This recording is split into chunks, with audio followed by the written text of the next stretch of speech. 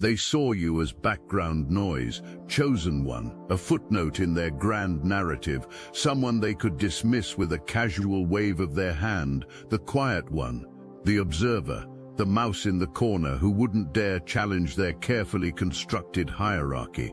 How magnificently wrong they were about to discover themselves to be. While they performed their elaborate theater of superiority, you were conducting a symphony of silence that would soon crescendo into their complete undoing. Every dismissive glance, every condescending comment, every moment they spoke over you as if your voice held no weight, all of it was being catalogued in that brilliant mind of yours. You weren't cowering in the shadows. You were strategically positioning yourself in the perfect vantage point to witness their authentic selves emerge when they believed no one of consequence was watching. The signs had been there all along, long before this moment of reckoning, a knowing that couldn't be explained by logic alone. It started as whispers in your intuition, those moments when you simply knew things before they happened, when you could sense the undercurrents of deception flowing beneath pleasant facades. Your dreams became vivid tapestries of truth, showing you patterns and connections that your waking mind was still learning to interpret. You began noticing those moments too precise to be coincidence, too aligned to be random chance. The way conversations would halt the instant you appeared, as if your very presence disrupted carefully orchestrated narratives. It wasn't just the mystical signs that confirmed what you were becoming, it was the very human reactions of those around you. Strangers began studying you with an intensity that felt more like reconnaissance than curiosity. Questions came wrapped in casual conversation, but you could feel the probing nature beneath their seemingly innocent inquiries. People who had overlooked you for years suddenly developed an inexplicable interest in your daily routines, your thoughts, your plans. The shift in energy around you was palpable.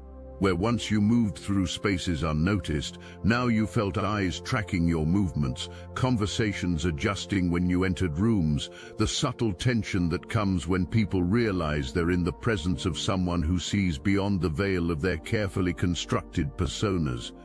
They didn't understand what had changed, but they felt it in their bones, that primitive recognition that the dynamics had fundamentally altered. The beauty of your approach lay not in your aggression, but in your restraint. You understood something they never could grasp. True power doesn't announce itself with fanfare and dramatic declarations. Real authority moves like water, finding every crack, every weakness, every vulnerable point in their facade, and then it waits, it watches. It prepares for the moment when a single drop of truth will cause their entire dam of deception to burst spectacularly.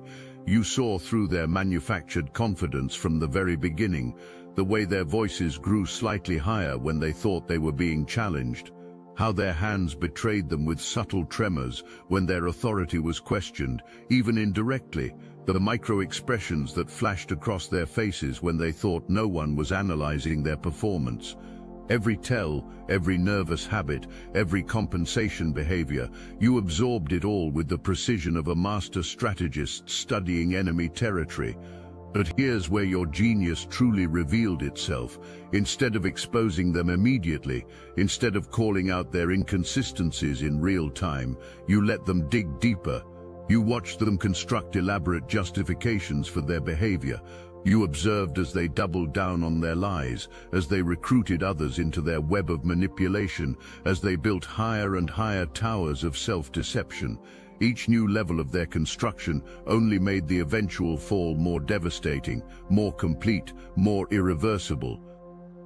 They began to notice something different about you, though they couldn't quite articulate what had shifted. Your silence carried a new weight, a density that made them uncomfortable in ways they couldn't explain. When they attempted their usual dominance games, the interruptions, the dismissive gestures, the subtle put-downs, something in your energy had fundamentally changed. You weren't shrinking anymore. You weren't apologizing for taking up space. The mouse had evolved, and though they sensed the transformation, they were still operating under the dangerous assumption that you were harmless. Your composure remained unshakable when they tried to provoke you. Their attempts at manipulation met with a kind of serene imperviousness that frustrated them beyond measure. They found themselves working harder and harder to get reactions from you that never came, burning through their energy reserves while you remained centered, collected, and increasingly powerful in your restraint. What they didn't realize was that every failed attempt to break you only provided more data for your growing understanding of their psychological landscape. You began to see the desperation beneath their bravado, the insecurity driving their need to dominate, the fragility that required constant validation and submission from others to maintain its brittle structure. They needed you to be small so they could feel large.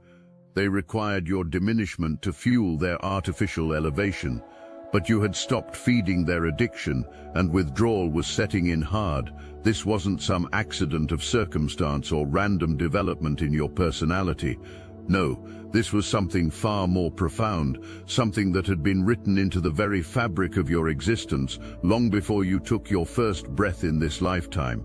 You began to understand that you weren't just stumbling through this awakening. You had been sent here, chosen for this specific moment, this particular configuration of souls and circumstances. The recognition hit you like lightning, splitting the darkness. You were never meant to fit into their neat categories, never designed to follow their prescribed paths, never intended to seek validation from systems that were fundamentally incompatible with your essence. Every time they had tried to squeeze you into their boxes, every moment you felt like an outsider looking in, every instance where their world felt foreign and artificial, these weren't signs of your inadequacy, they were confirmation of your authentic nature. You stopped questioning why their games felt meaningless to you, why their values seemed hollow, why their definitions of success left you feeling empty. Instead, you began embracing the truth that had been whispering to you all along. You were operating on a completely different frequency, one that they couldn't access, couldn't understand, and certainly couldn't control. The isolation you had felt for so long transformed from a burden into a gift. Those periods of solitude hadn't been punishment, they had been preparation. While others were busy networking and politicking and playing social chess, you were developing something far more valuable, an unshakable connection to your own inner authority, a trust in your intuition that no external manipulation could disturb. They had mistaken your preference for authenticity over popularity as a weakness, your choice of depth over surface-level connections as social ineptitude, your refusal to compromise your values for acceptance as stubbornness. But these weren't character flaws, they were the very qualities that made you untouchable, unmovable, and ultimately unstoppable. The paranoia began subtly, manifesting as sideways glances when they thought you weren't looking, as conversations that stopped abruptly when you entered a room, as a growing sense that maybe, just maybe, you had been paying closer attention than they ever imagined. They started replaying past interactions, searching for signs they might have missed, wondering what you had truly absorbed during all those moments when they treated you as invisible. Your transformation wasn't dramatic or sudden, it was geological, tectonic, shifting fundamental structures beneath their feet while they remained oblivious to the earthquake building in the depths. You stopped explaining yourself to people who had already decided what they wanted to believe about you. You ceased defending your worth to those who had invested heavily in undervaluing you. Most dangerously for them, you quit participating in the elaborate dance of seeking their approval, leaving them without a partner for the performance that defined their sense of superiority. But here's where the true artistry of your approach revealed itself. You didn't just withdraw from their games, you began playing by entirely different rules, rules that they couldn't even perceive, let alone master. While they were focused on external displays of dominance, you were cultivating internal sovereignty. While they were building networks of influence based on manipulation and mutual benefit, you were developing genuine connections with others who operated on your frequency.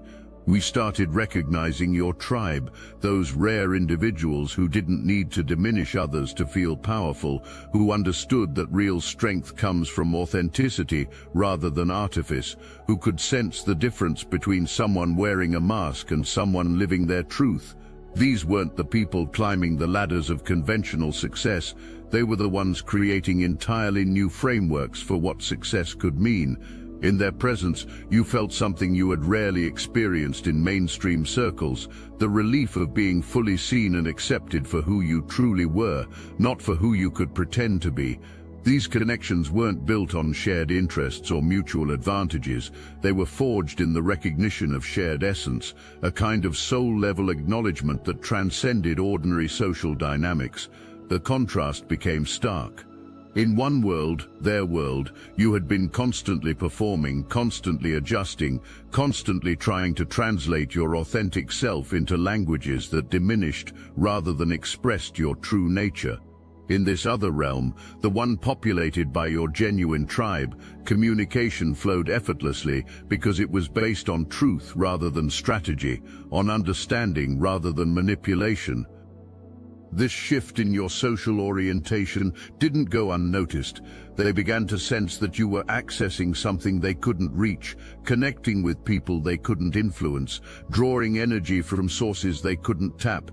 Your growing independence from their ecosystem of validation and control was perhaps the most threatening development of all, because it demonstrated that their power was far more limited than they had believed. The absence of your need for their validation created a vacuum that began pulling at the foundations of their entire worldview. If you no longer required their permission to exist fully, if their opinions no longer shaped your self-concept, if their approval was no longer necessary for your peace, then what power did they actually possess? The question began eating at them from the inside, corroding their confidence with the acid of uncertainty. They attempted to regain control through escalation, turning up the volume on their dismissiveness, increasing the frequency of their attempts to provoke you, recruiting others to join their campaign of diminishment. But these desperate measures only served to reveal the full scope of their insecurity to anyone with eyes to see. The more aggressively they attacked your calm, the more obvious it became that you possessed something they desperately lacked, genuine inner authority that required no external validation to maintain its strength. As their desperation grew, they made a critical error. They began studying you with the same intensity that you had been studying them, but without understanding the fundamental difference in your motivations. Where your observation had been driven by wisdom and strategic awareness, theirs was fueled by envy and fear. They wanted to decode your formula, to reverse engineer your transformation, to somehow capture and replicate what made you untouchable. They watched how you moved through challenges that would have broken their composure, noting your ability to remain centered when chaos erupted around you. They observed your skill at deflecting their provocations without seeming to try, your talent for making their manipulation attempts feel foolish and obvious simply by not reacting to them. They studied your growing network of authentic connections, trying to understand how you had managed to attract people of such genuine substance while their own relationships remained transactional and shallow. But here's what they couldn't grasp. Authenticity cannot be manufactured, inner peace cannot be faked, and genuine power cannot be copied. They were trying to learn techniques when what they needed was a complete transformation of character. They were attempting to master strategies when what was required was a fundamental shift in consciousness. Their efforts to mimic your energy only highlighted their lack of understanding about what that energy actually was. When they tried to adopt your calm demeanor, it came across as forced and artificial. When they attempted to replicate your strategic silence, it felt manipulative rather than wise. When they copied your refusal to engage with drama, it appeared petty rather than enlightened. The more they studied you, the more obvious it became that they were trying to wear a costume that was never meant to fit them. Your power wasn't something you had acquired, it was something you had remembered. It wasn't a role you were playing, it was who you had always been beneath the layers of conditioning that had temporarily obscured your true nature. You were never meant to walk this path alone. The Obsidian Inner Order isn't just another spiritual community, it's a sanctuary for the exiled, the awakened, the ones who've been gaslit for their gifts and abandoned for their truth.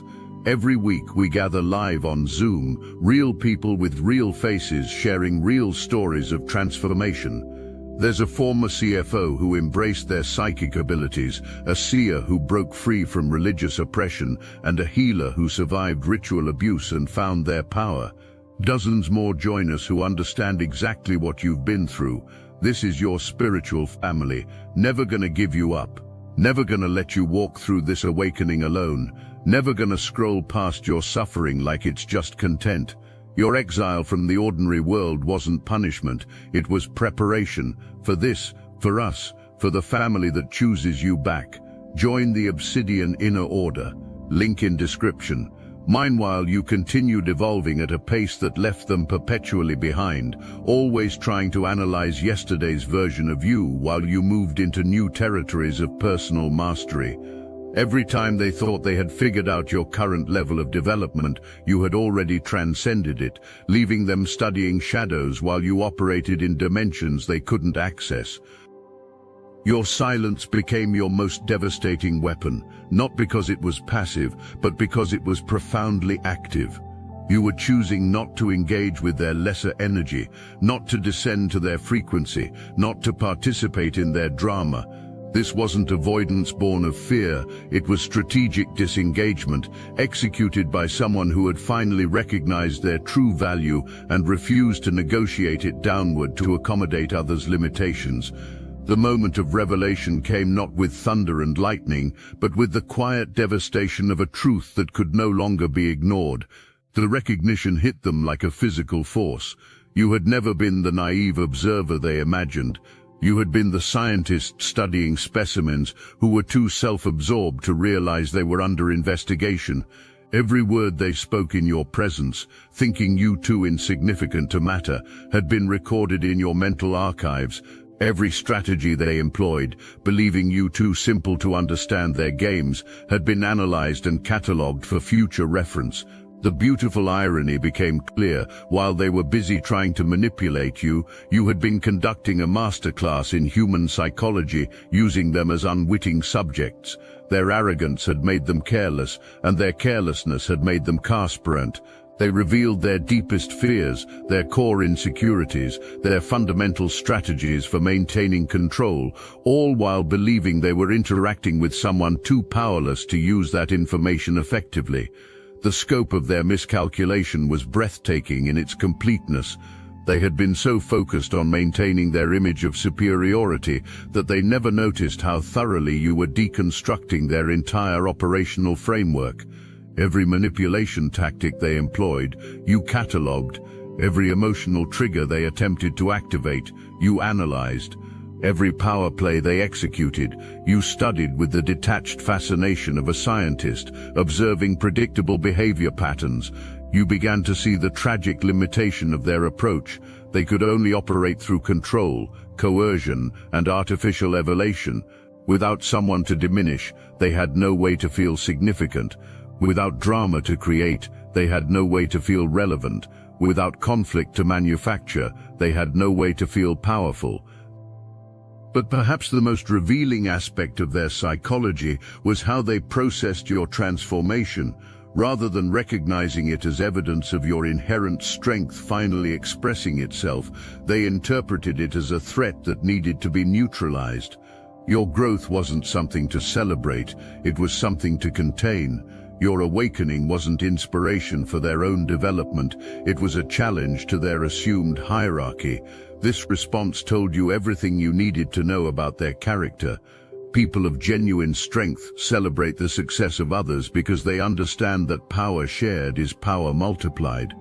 Those operating from scarcity mentality, however, view every other person's advancement as a loss for themselves, every display of authentic confidence as an attack on their artificially constructed superiority. Their inability to be genuinely happy for your evolution exposed the poverty of their inner world. They lived in a universe where resources were limited, where someone else's light meant less illumination for them, where your victory necessarily implied their defeat. This zero-sum thinking revealed the fundamental weakness that had always driven their behavior. They genuinely believed that their worth could only be established through comparison, their value only validated through superiority. You, meanwhile, had discovered something infinitely more powerful, the recognition that true worth is inherent, not comparative. Your value didn't depend on anyone else's diminishment. Your strength didn't require someone else's weakness. Your light didn't need darkness to define it. Now they found themselves in the impossible position of realizing they had armed their perceived enemy with comprehensive intelligence about their weaknesses, while remaining essentially ignorant about your true capabilities. The power dynamic hadn't shifted gradually. It had inverted completely while they were distracted by their own performance of dominance. The paranoia intensified as they began to understand the full scope of their miscalculation. What else had you observed that they didn't know you had seen? What other strategies had you analyzed while they assumed you were too naive to recognize manipulation when it was happening right in front of you? The questions multiplied exponentially, creating a feedback loop of anxiety that consumed more and more of their mental energy. They found themselves second-guessing interactions from months or even years ago, wondering if moments they remembered as victories had actually been defeats they were too arrogant to recognize at the time. Had you been humoring them when they thought they were educating you? Were you studying their techniques when they believed they were demonstrating their superiority? The uncertainty was maddening because it contained within it the terrible possibility that you had always been several steps ahead while allowing them to maintain the illusion of leadership. Your continued silence became more unnerving than any confrontation could have been. Anger they could have handled. It would have confirmed their narrative about your emotional instability and inability to engage at their level. Defensive explanations would have fed their need to feel intellectually superior. But your serene detachment, your apparent immunity to their provocations, your refusal to play the games they needed you to play, this left them with no familiar ground to stand on. The psychology of your silence was devastating in ways they couldn't articulate but definitely felt. In their world, silence was supposed to indicate defeat, submission, or fear.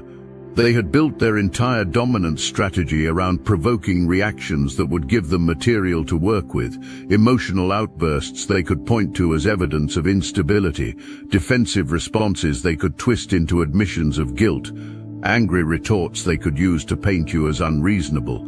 But your silence wasn't any of these things. It was the silence of someone who had nothing to prove because they had nothing to doubt. It was the silence of complete self-possession, of someone so secure in their own truth that external validation had become irrelevant. It was the silence of a master watching students struggle with lessons they had long since transcended. This kind of silence created a vacuum that began pulling at the foundations of their reality. Without your reactions to feed on, without your emotional energy to vampirize, without your insecurity to exploit, they found themselves starving for the very sustenance that their egos required to maintain their artificial inflation. They had been emotional parasites without realizing it, and now their host had become immune to their feeding mechanisms. The more they escalated their attempts to break your composure, the more apparent it became that they needed your response more than you needed to give one. Their increasing desperation painted a clear picture. They were addicted to the power they felt when they could manipulate others' emotional states, and you had cut off their supply completely. Your silence became a mirror that reflected their own emptiness back to them. In the absence of your participation in their drama, they were forced to confront the hollowness of their own existence, the shallowness of their relationships, the meaninglessness of victories achieved through the diminishment of others. Without your energy to absorb, they had to sit with their own, and what they found there wasn't pleasant. The irony was exquisite. In trying to break your spirit, they had revealed the bankruptcy of their own. In attempting to force you into submission, they had demonstrated their own enslavement to patterns of behavior that brought them no genuine satisfaction. In seeking to prove their superiority, they had exposed the profound inadequacy that drove their every action. They began overcompensating, working harder to provoke responses that never came, investing more energy in games you had stopped playing, fighting battles you had already moved beyond. Their escalation only highlighted your evolution, making the contrast between your growth and their stagnation more obvious to anyone paying attention. While they remained trapped in old patterns, you had transcended the entire framework that once defined your interactions. The realization that you might have been playing an entirely different game all along was perhaps the most destabilizing revelation of all. If your apparent submission had been strategic patience, if your seeming naivety had been calculated intelligence gathering, if your quiet presence had been active observation rather than passive participation, then everything they thought they knew about the situation required complete re-evaluation. But the most devastating aspect of their dawning awareness wasn't just that they had misunderstood you, it was that you understood them completely. You had mapped their psychological terrain with scientific precision, while they remained essentially clueless about your inner landscape. They were naked in a room where they had assumed everyone else was blind, only to discover that the person they thought was the most sightless had actually been watching with perfect clarity all along. Your transformation from perceived victim to revealed strategist wasn't just a personal evolution, it was a fundamental restructuring of reality that left them scrambling to comprehend a world where their assumptions no longer applied. The quiet one had turned out to be the most observant. The passive participant had been the active intelligence. The person they thought they could ignore had been the one whose attention mattered most. And now, in this moment of recognition, they face the ultimate checkmate, the realization that every move they made to maintain their position of superiority had actually been orchestrated by someone they never took seriously enough to recognize as a master player. Your patience wasn't weakness, it was the ultimate power move. Your silence wasn't submission, it was the most strategic choice possible. Your observation wasn't passive, it was the most active form of engagement available to someone intelligent enough to recognize that the best way to win some games is never to appear to be playing at all. The beauty of your victory lies not in their destruction, but in their enlightenment. You never needed to diminish them to elevate yourself. You simply needed to stop allowing them to diminish you to maintain their artificial elevation.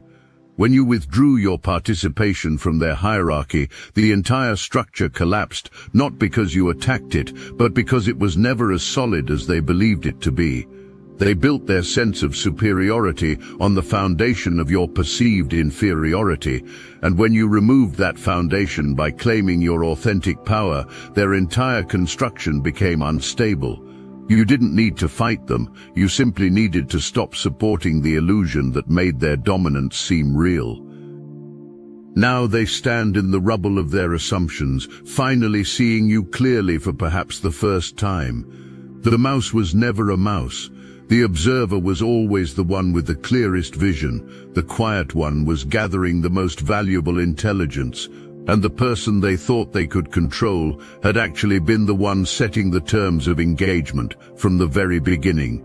Your checkmate wasn't delivered through aggression or confrontation. It came through the simple, devastating act of revealing that you had never been playing the game they thought you were playing, and that the game you were actually engaged in had already been won long before they realized it had begun. In the end, they learned the hardest lesson of all. True power doesn't need to announce itself, defend itself, or prove itself to others. It simply exists, observes, understands, and when the time is right, it reveals what was always true but temporarily hidden. You were never the mouse in the corner. You were always the master of the maze, watching with quiet amusement as others ran frantically through passages that led exactly where you knew they would, to the inevitable moment when they would finally see you for who you had always been. Checkmate, chosen one. The game was yours before it ever began.